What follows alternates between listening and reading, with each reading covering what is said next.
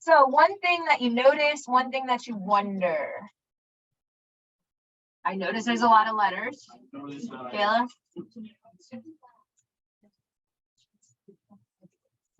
Each coefficient starts with 1 on those rows.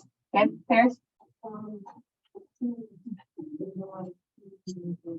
There's a lot of 2's in the third row. Okay. Anything else?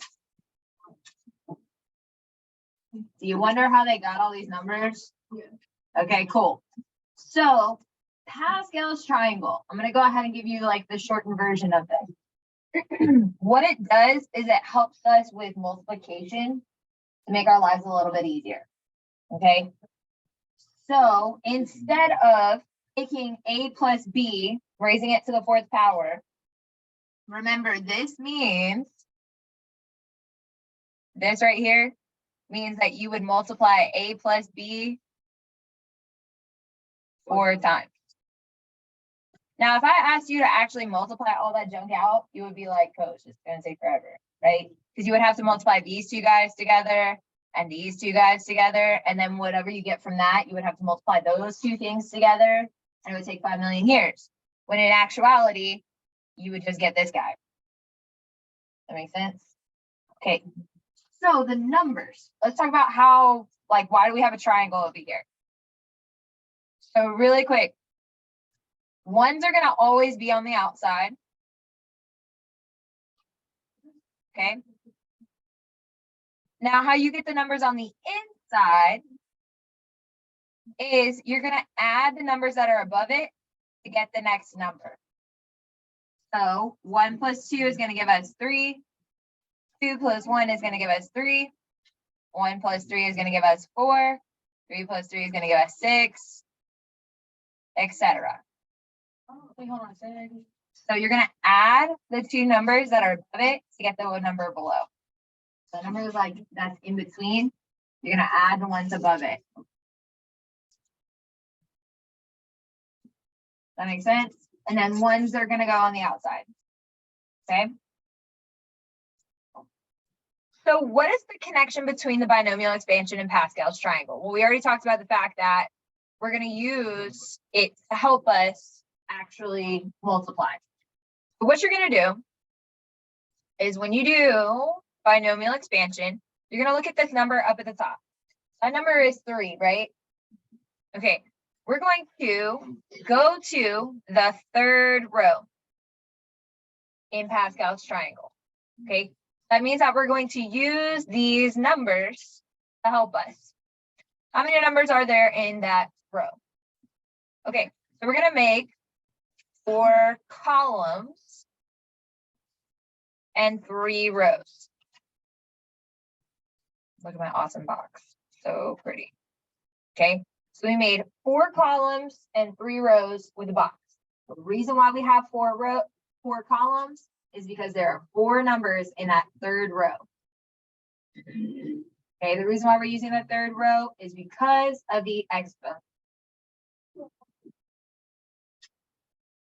So those numbers that we just pulled, we're going to write them in this top row.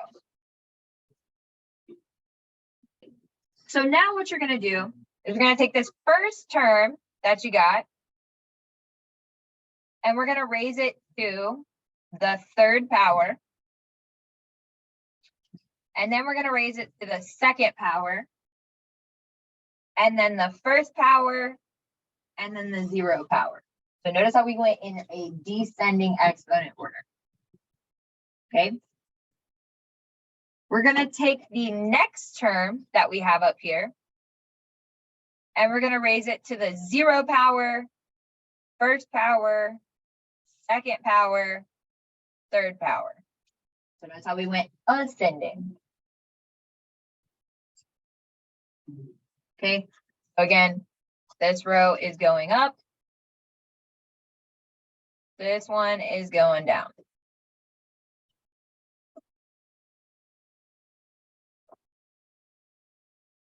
Okay, so now that we've filled in all of our boxes, we're going to multiply straight down.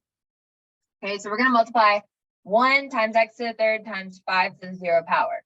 Fun fact, anything raised to the 0 power equals 1. Okay, so this guy right here is going to be 1, and this guy right here is going to be 1. So again, we're going to multiply straight down.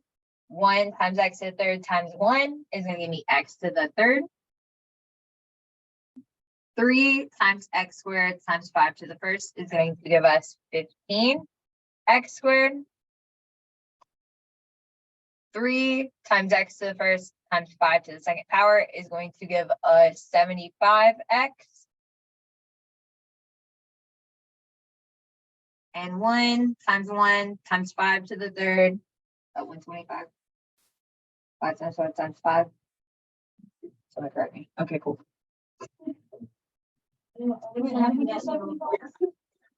Okay, so what we just did is we actually expanded this out. This is our final answer. Okay. This is saving us time. It doesn't feel like it because it's a lot of multiplication still. But let's say, for instance, this was raised to like the 10th power.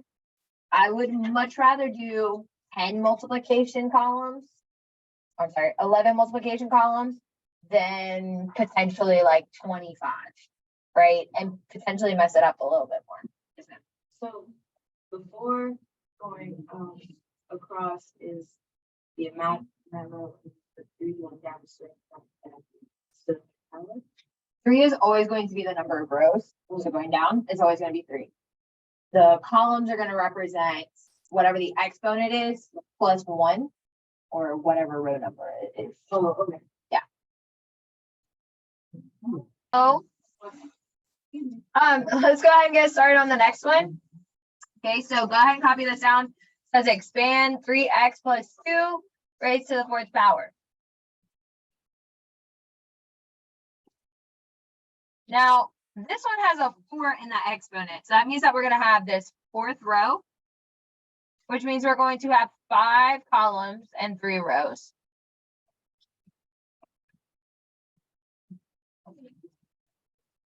Two, 3, 4. Ta-da. Okay, so I'm going to list out those numbers. I'm going to have 1, 4, 6, 4, 1. Again, that's pulled from this row right here because the exponent is 4. We go to row 4. Now, what we are going to do is we're going to take this first term. We're going to raise it to the 3rd power. Then the 2nd, then the 4th power, 3rd power, 2nd power, 1st power, and 0 power. Okay, so now we're going to multiply straight down. Okay, here is the difference from the last problem. This 4 right here not only is going to raise this x to that 4th power, but it's also going to raise the 3 to the 4th power as well. So 3 to the 4th power is going to give us 81. X to the 1st. Remember, anything raised to the 0 power is just going to give me 1. So these two guys are going to be 1. Okay, on the next one, we're going to have 4 times 3 to the 3rd power times 2 to the 1st. So 3 to the 3rd power is going to give us 27. 27 times 4 is 168. And 168 times 2 is going to give us 336 x to the 3rd. On the next column, we're going to repeat that process. 6 times 3 to the 2nd. So 6 times 9 is going to give us 54. Times 2 to the 2nd is going to give us 216. X squared. On the next one, we've got 4 times 3 to the 1st times 2 to the 3rd. 4 times 3 to the 1st is just going to give us 12 times 2 to the 3rd, which is going to give us 96. I don't know why I put that in my calculator. It's fine. Okay, 1 times 2 to the 4th is going to give us 16. So Would be 3x really changes nothing.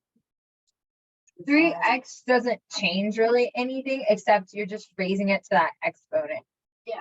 Okay. Yep. So make sure to. Okay, so I apologize.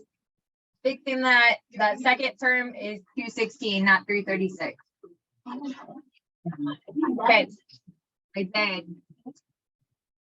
Yeah. All right, so let's go ahead and take a look at the next one. Oh my goodness. Don't worry about it. That was good. Well, hey. Okay, so on this first one, okay, I'm going to have, if I look at Pascal's triangle, 4 columns and 3 rows. Okay, so I'm gonna do 4 columns. I don't know why that's so huge, and 3 rows. I'm gonna put that 1, 3, 3, 1 in the top, and I'm gonna take 3, raise it to 0. I'm sorry. Third, second, first, 0. And then on the next one, you need to make sure that you put negative in 0, first, second, third.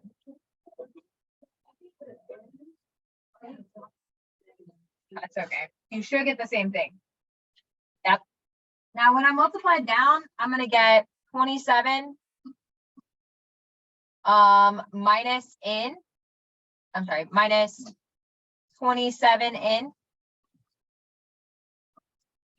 plus 9 in squared minus in cubed. Okay. Now, obviously, I would need to rewrite this in descending exponent order. So this is going to be this answer right here. I can't see that. Yeah. Negative n to the third plus 9 to the second minus 27 n plus. No. All right, so here's my box right here. When I multiply down, I'm gonna get into the 4th power minus 16 in cubed.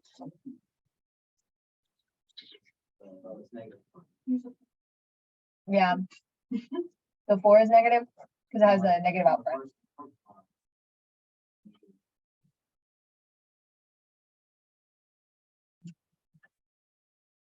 Negative 4 to the 0 is going to give me 1. Anything raised to the 0 power, 1. SpongeBob raised to the 0 power, 1. Okay. When I do the 3rd column, I'm going to get 24 in squared. On the next one, I'm going to get 4 times 4 times 4 times 4. So this is going to give me negative 256 in. And on the last one, I'm going to say plus 256. And that is this guy right here. Oh, I got it right. Coach, I think I deserve 15. So this down here is into the 4th minus 16 in cubed plus 96 in squared plus 250. Because negative 4 squared is going to be positive 16. But this is one of those things that you need in order to be successful. Okay, so we all know that we have the A term, which is going to be 2 in this instance. We have the C term, which is going to be negative 15, and B is going to be negative 6. So back in the day, your teacher said, you're going to take A times C, multiply it together. So 2 times negative 15 is going to give me negative 30. B is negative 6.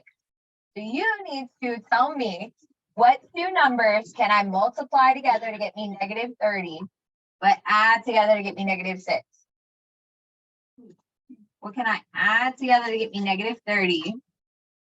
I'm sorry, multiply to get me negative 30, add together to get me negative 6.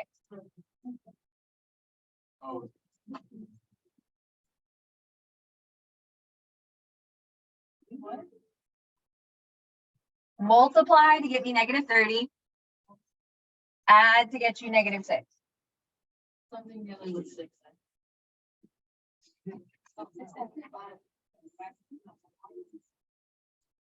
Yeah. Can I add to get -6? No. No. Are there any numbers that I can multiply to get me -30, but add together to get me -6? If you're sitting there and you're like, what? No, that's 36. Okay, so can we factor this one? Nope. Okay.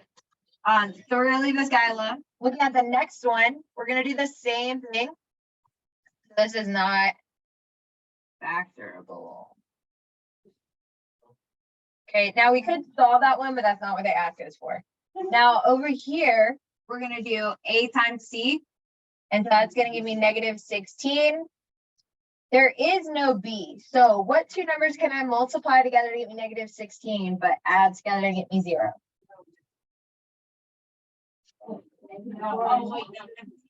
-4 and +4. So I can rewrite this as x + 4 times x - 4. I'm gonna be perfectly honest. I don't use this often. So, but it is a good tool to know. So there's a special type of factoring called the difference of squares. So using the polynomial identity to factor these more complex expressions. So what I would write down is I would say difference of squares, and then I would write this guy down.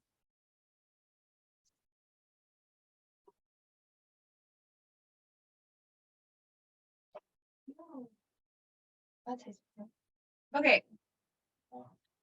So what you're going to do is when you have this kind of situations, you are going to take each part of this and take the square root. Okay.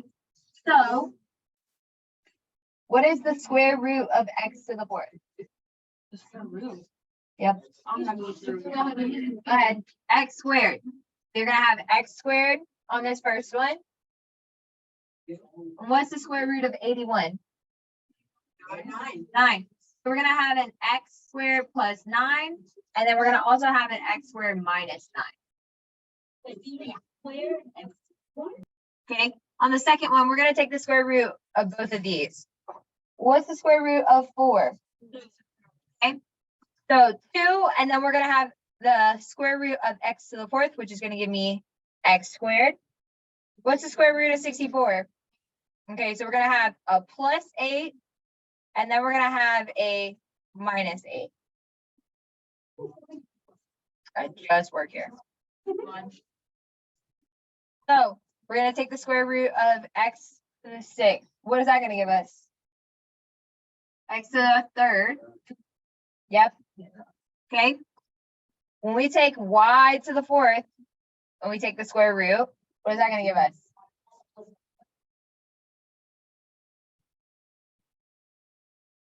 Ta-da. And then we don't have to factor. It makes our lives a little bit easier. Okay, now this only works if both of these are perfect squares and there's a negative in between those two.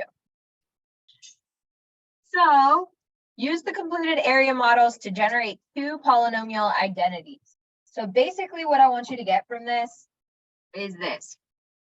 We have a minus b times a squared plus ab plus b squared. Oh, it gets worse. So we're gonna have these two things multiply together, and that's gonna give us a to the 3rd minus b to the 3rd. That's all I want you to write down within pink.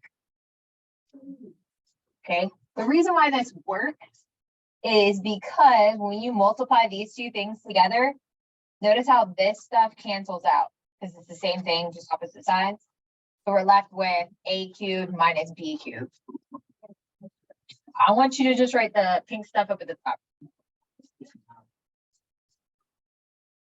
All right, so we're gonna have a plus b, and we're gonna multiply by a squared minus ab plus b squared. And that's gonna get us a to the third plus b to the third. So notice the only difference between these two things is this sign and this sign. Okay, so really quick, we are now introducing perfect cubes. No, I don't expect you to know these by heart. Okay, calculators are your friends. The ones that you should know are like 1 through about 5, maybe. Yeah, so like if I take 1 and I cube it, I get 1. If I take 2 and I cube it, I get 8. If I take 3 and I cube it, it's going to give me 27. Okay, so say again. Exactly. Okay, I would write down probably like 1 through 5. Oh, okay. Cube. I'm flipping through pages of my notebooks.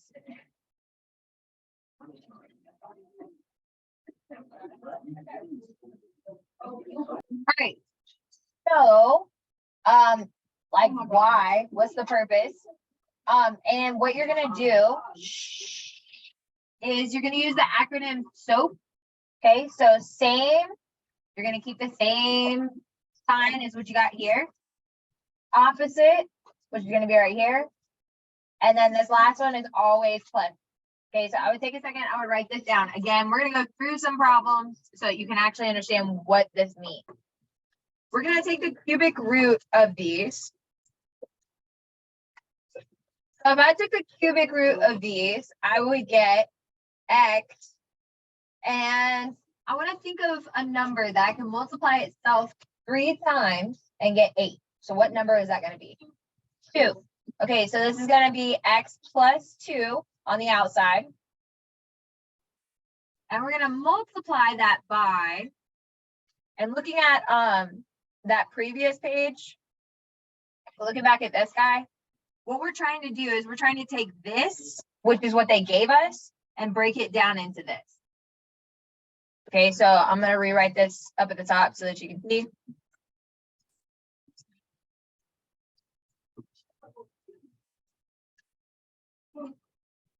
Okay, so again, I'm trying to rewrite that in this form. So I'm going to have a squared. Remember, a is going to be x. So we're going to have x squared minus a times b. So 2 times x. And then b squared, which is going to give me 4. Ta-da! Yes. This is how we factor sum of perfect cubes. Whoa, wait. So again, I use this little formula, this little formula, okay? And I found out that a plus b is these numbers with the cubic root. Oh, we just wrote that from way down. Okay. Literally. Okay. I was gonna make sure I was- Looking at the next one, if I take the cubic root of both of these, what's the cubic root of 27? So what number can I multiply itself by to get you 27? 3. 3. And we got this x cubed, so that means I'm going to break it down to an x. Well, if I take the cubic root of 1, what is that going to give me? Just 1. That's going to be my a and b. So now I'm going to fill in this formula. We got a squared. So if I took a and I squared it, that would give me 9x squared. The reason why I'm getting 9 is because I'm taking 3 and I'm squaring it as well. Yep. Okay. Negative a times b. So a is 3x, b is 1. So we're going to get negative 3x. And then b squared, so 1 squared, which is just going to give us 1. So we have 4x cubed minus 4. If we take the cubic root of these two guys, can I take the cubic root of 4? No. But what I can do is I can just leave him chilling underneath the radical. That's so bad. Okay. Now this x cubed, I can pull out that x and that's gonna chill out front. This looks a little messy, that's okay. Because I took the cubic root of 3, that guy's coming outside of the radical. Okay, now but again, I take the cubic root of 4, it still doesn't work, so we're gonna leave that guy underneath the radical.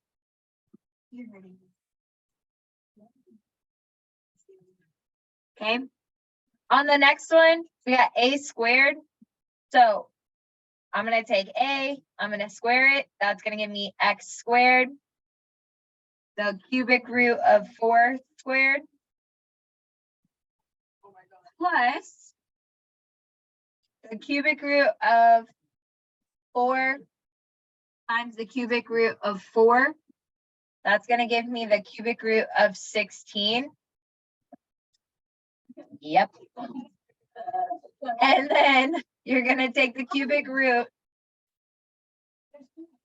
and then square it. Okay, again, I'm not a fan of this kind of stuff. I would use Desmos.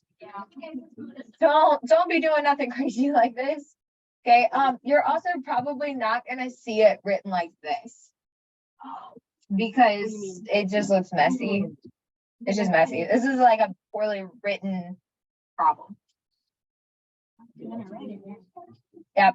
Like notes, but like every note is like Sadness. yes. Making oatmeal cry. Yeah, that's what this is. I mean, it's in red. Don't worry about it. Don't worry about it. Okay, let's show the next one. Okay, if I take the cubic root of x cubed, what is that going to give me? Oh, X. If I take the cubic root of 64, Oh, when I write it down. so 4 times 4 times 4 would give me 64, right? Okay. Oh my gosh. I know my. Now I'm going to take a and square it, so that's going to give me x squared plus a times b. So a times b is going to give me -4 x. Okay, and then b squared is going to be plus 16. Ta-da!